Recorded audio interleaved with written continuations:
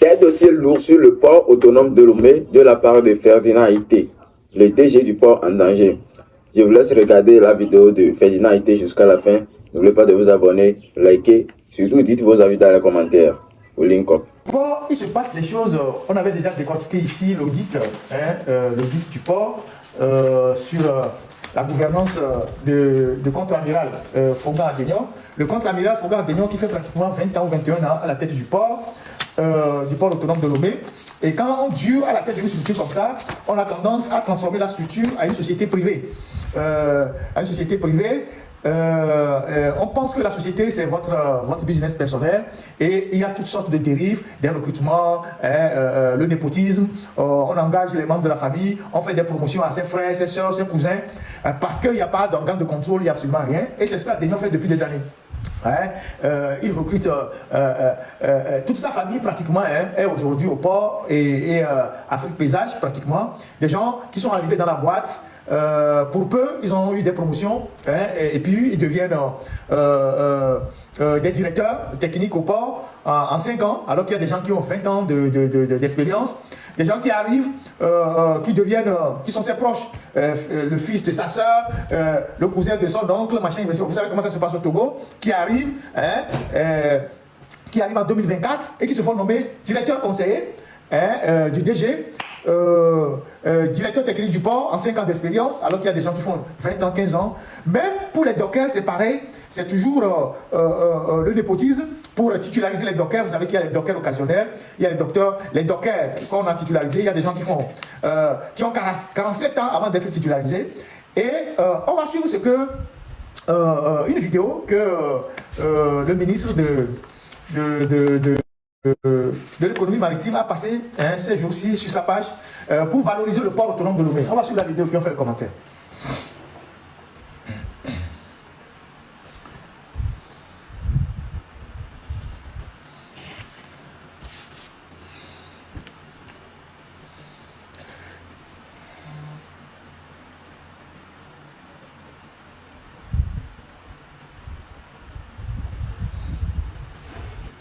La technique est en œuvre. Oui, le contre-amiral. Il y a la guerre dans le détroit d'Ormuz, mais je n'ai pas vu le contre-amiral togolais, je ne connais pas son navire. Je ne sais pas si c'est une vedette, un destroyer, ou je ne sais pas quoi.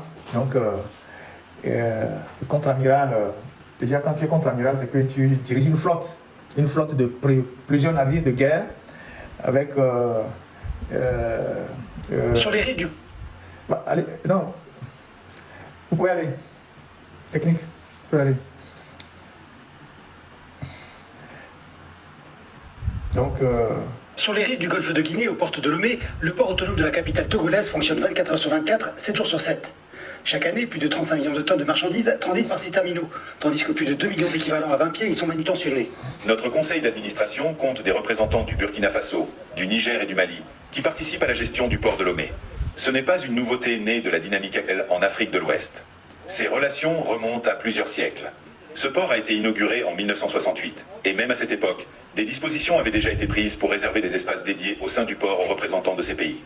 Le port de Lomé est devenu une porte d'entrée stratégique pour le Burkina Faso, le Niger et le Mali, grâce à des corridors logistiques reliant le Sahel au littoral togolais. La coopération est désormais institutionnalisée, les représentants de ces pays étant directement impliqués dans la gouvernance du port. Dans le système logistique du Togo, la plateforme industrielle d'Adétikopé joue un rôle très important. Son objectif premier était de désengorger le port de Lomé. Aujourd'hui, toutes les marchandises en transit à destination des pays à l'intérieur continental ont été confiées à la plateforme industrielle d'Adétikopé. Pour renforcer sa compétitivité, le port de Lomé a numérisé ses opérations afin de réduire les délais de traitement. Cela constitue un avantage majeur face à la concurrence croissante entre les ports d'Afrique de l'Ouest qui cherchent à capter les flux commerciaux du Sahel. En termes de délai et de coûts, plusieurs avantages ont été mis en place par les autorités, notamment la numérisation. Aujourd'hui, la quasi-totalité des opérations portuaires est numérisée. Lorsque les marchandises quittent le port de Lomé pour Ouagadougou, le Mali ou le Niger, des systèmes de sécurité et d'escorte sont mis en place pour assurer le transport en toute sécurité du fret. Alors que le Sahel est en proie à des crises politiques et sécuritaires, plusieurs couloirs logistiques de la région ont été perturbés ou fermés. Le port de Lomé est resté pleinement opérationnel, assurant ainsi la continuité de l'approvisionnement en denrées alimentaires et en médicaments essentiels dans la région. Ni les marchandises, ni la nourriture, ni les médicaments n'auraient pu parvenir à nos frères et sœurs de ces pays si le président du Conseil, le président Faure Gnassingbé, n'avait pas ouvert grand les portes du port de Lomé pour empêcher ce qui aurait constitué une asphyxie planifiée de ces nations. Le port de Lomé est le port de l'arrière-pays. Le fait de savoir que nous pouvons compter sur le port de Lomé en période de crise sécuritaire ou politique nous rassure et renforce encore davantage notre confiance. Les tensions croissantes autour du détroit d'Ormuz ont incité certaines compagnies maritimes à revoir leurs itinéraires au profit de la côte atlantique africaine. Le port de Lomé a directement bénéficié de ce changement, renforçant ainsi son rôle dans les chaînes d'approvisionnement mondiales. Je pense que la situation actuelle dans le détroit d'Ormuz a en réalité eu un impact positif sur le port de Lomé. Le détroit étant devenu une zone d'insécurité où la navigation est difficile, plusieurs compagnies maritimes ont choisi de revenir à des itinéraires plus traditionnels. Inauguré en 1968, le port autonome de Lomé est devenu un pilier économique essentiel pour le Togo et un corridor vital pour les pays du Sahel.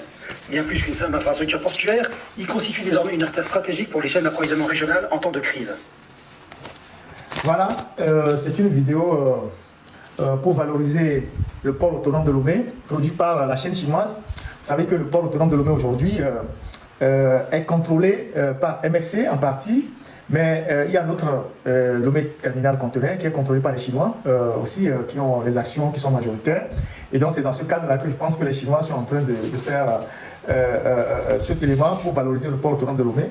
Et comme on a eu à le dire quand on avait décortiqué l'audit qu'il y a eu par le passé, où vont les ressources du port autonome de Lomé? Déjà que quand on parle de la valorisation du port autonome de Lomé et qu'on parle des pays de l'Interland qui en sont les plus grands bénéficiaires, est-ce que le Togo a aujourd'hui des routes qui permettent la fluidité du transport des marchandises avec les pays de l'Interland? Il n'y en a pas.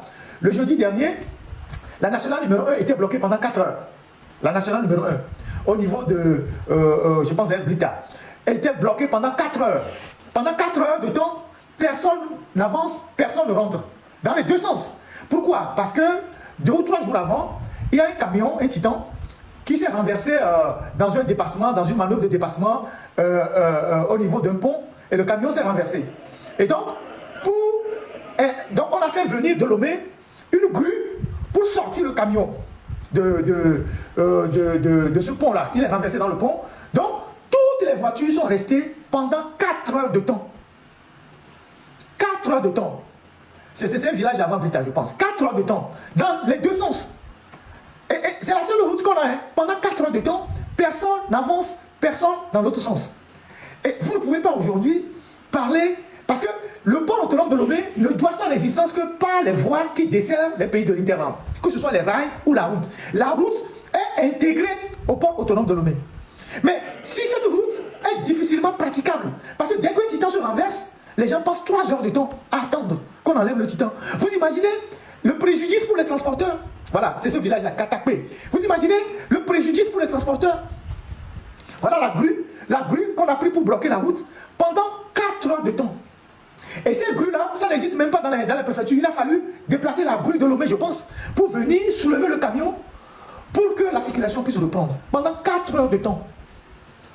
4 heures de temps. Maintenant, hier, samedi ou c'est vendredi, à Déticopé, de 17h à 21h, à Déticopé, un camion s'est renversé au niveau de la zone de Tiklorou, qu'on dit là où il y a le pont.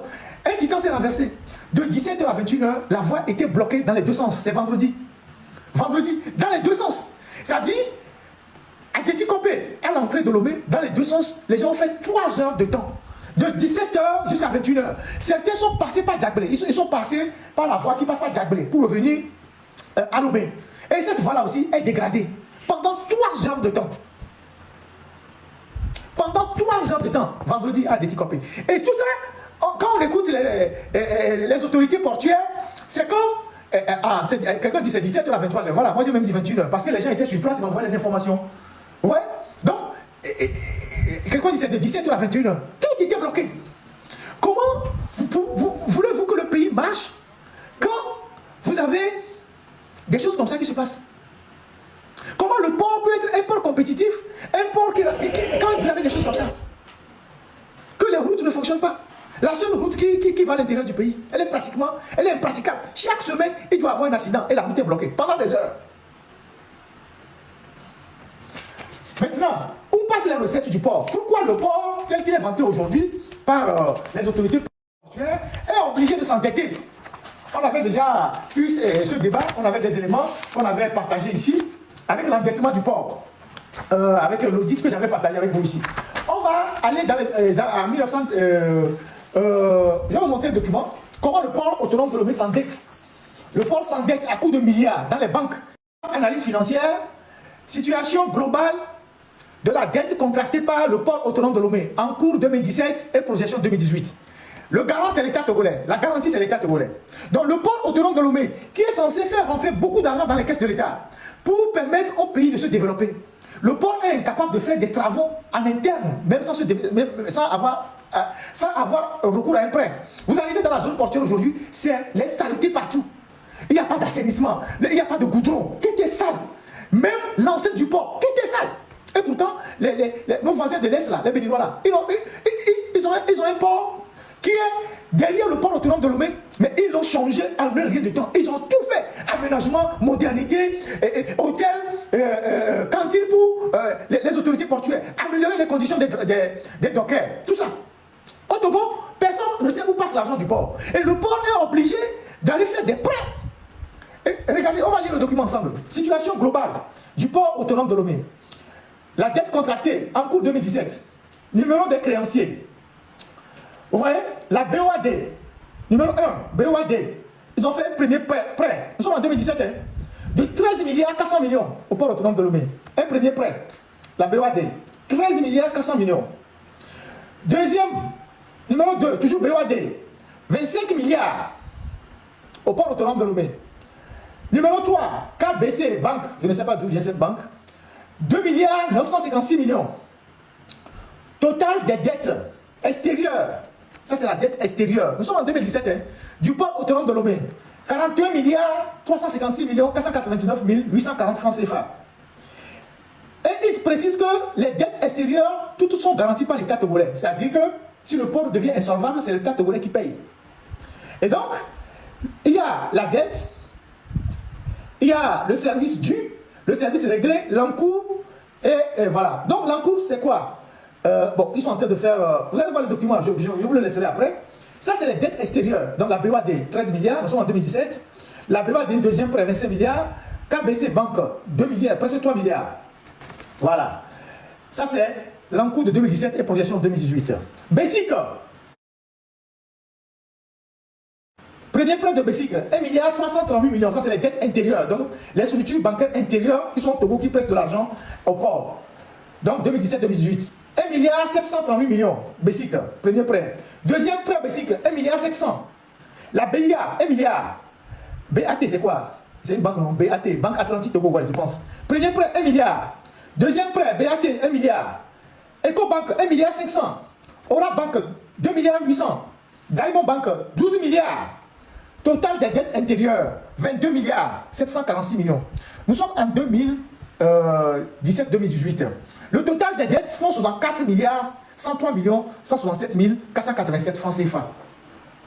Le port, qui est censé faire rentrer beaucoup d'argent pour permettre aux finances de faire des choses, c'est le port même qui devient le plus grand, c'est-à-dire qui va aller chercher des prêts. Et personne ne sait ce qu'il faut avec ce prêt-là. Et donc, si en 2017 et 2018, le port va prêter autant d'argent, vous imaginez ce qu'ils font aujourd'hui, la dette d'aujourd'hui, on reviendra sur ça. La dette, comment elle est endettée aujourd'hui. Et vous avez quelqu'un qui est à la tête du port depuis 21 ans, le même directeur. Il vient de parler, vous avez vu, il était en mode jeune avec chapeau cowboy, tout ça. Le contre-amiral avec sa flotte de destroyers, de frégates, de sous-marins. Et c'est le népotisme total au port. Cousins, frères, sœurs. Mais il semble qu'il y a au moins plus de 300 personnes proches de lui qu'il a recruté au port en 21 ans. 300. Tout, on y met tout. Et des gens qui ont aussi de la promotion, rapidement. Quand ils viennent, ils ont rapidement de la promotion. Il y a des sociétés écrans qu'on a créées un peu partout pour faire des sous-traitances. On a des gens qui sont derrière. Et voilà comment le port est géré. Pas quelqu'un qui doit avoir aujourd'hui 84 ou 81 ans ou quelque chose comme ça. Parce qu'Adénion, il était déjà à la retraite dans l'armée avant d'arriver au port. Vous imaginez quel agile. Donc, même dans unir,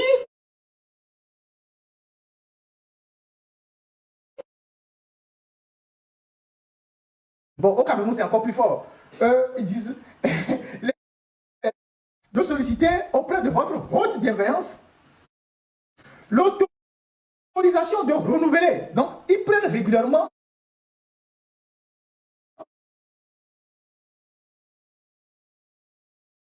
document. Donc, le premier document que j'ai lu, on l'avait lu ensemble. Non, revenons sur le deuxième document, s'il te plaît. Le document qui est passé, s'il te plaît. Non, le document du prêt. Voilà. Voilà le deuxième document. Non, c'est pas ça. Ouais, c'est ça. C'est ça, non, c'est ça. Technique, laisse ça. Voilà le second document pour payer les dividendes. Monsieur le directeur général, nous avons l'honneur de solliciter. Donc là, Adenion écrit à une banque. Demande de crédit. Ça, c'est le 18 juin 2018. Nous avons l'honneur de solliciter auprès de votre haute bienveillance un crédit à court terme de milliards de francs pour nous permettre de payer les dividendes de l'exercice 2017 à l'État togolais. Le remboursement de ce crédit se fera en 12 mensualités. Nous vous remercions pour votre bonne compréhension et votre diligence habituelle. Donc, ils prennent souvent l'argent. Donc, il dit diligence habituelle. Donc, voilà. Votre diligence habituelle pour nous débloquer d'agréer, monsieur le directeur général, l'assurance de notre considération. On va donner un garçon et taber dividende. Je suis en train de vous montrer là. Par rapport à la vidéo de propagande qu'ils ont passée tout à l'heure. La question de savoir où vont les recettes du port autonome de Lomé, au point que le port soit obligé chaque année d'aller faire des prêts, même des prêts pour payer les dividendes à l'État togolais. Vous imaginez ce qui se passe sous nos yeux?